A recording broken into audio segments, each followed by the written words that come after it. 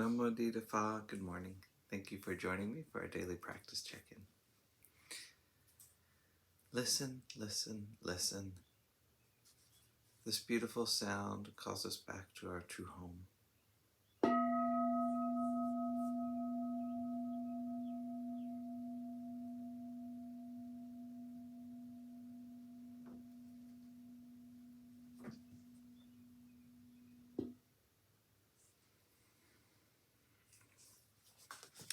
The fifth mindfulness training. Aware of the suffering caused by unmindful consumption, I vow to cultivate good health, both physical and mental, for myself, my family, and my society, by practicing mindful eating, drinking, and consuming. I will ingest only items that preserve peace, well-being, and joy in my body and my consciousness, and in the collective body and consciousness of my family and society. I'm determined not to use alcohol or any other items that contain toxins, such as certain TV programs, magazines, books, films, and conversations. I'm aware that to damage my body or my consciousness with these poisons is to betray my ancestors, my parents, my society, and future generations. I will work to transform violence, fear, anger, and confusion in myself and in society by practicing a diet for myself and for society. I understand that a proper diet is crucial for self-transformation and the transformation of society.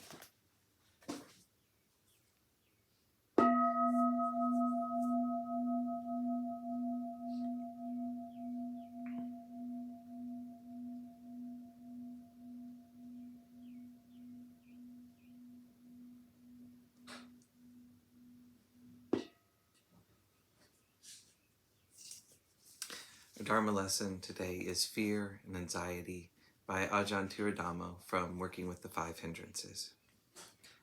To get a grip on fear and anxiety, it can be helpful to try to observe the fear process as an objective observer or interested investigator.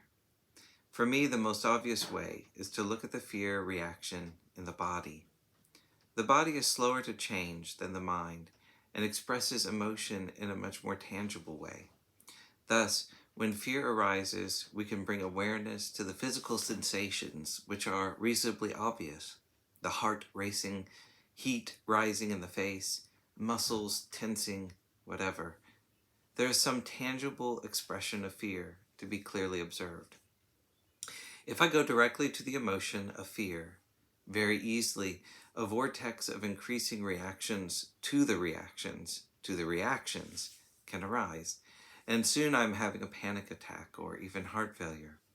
However, being an observer of the physical expression of fear can allow us to be aware of it without being caught in it. Of course, it doesn't happen that easily all the time, since most of us have a long relationship with many different forms of fear. The principle is to try to access it to some degree without being overwhelmed by it. If we are overwhelmed, we are just thrown into more traumatic reactions to it.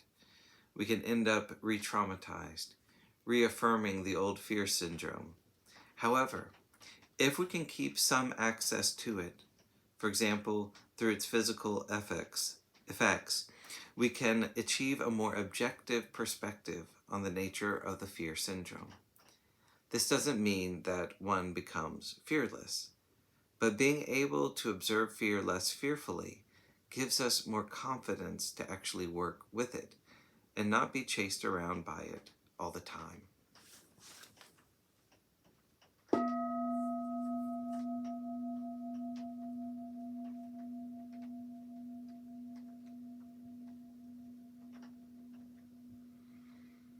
May all beings be well. May all beings be happy. May all beings be peaceful. Sadhu, sadhu, sadhu. Thank you for joining me today.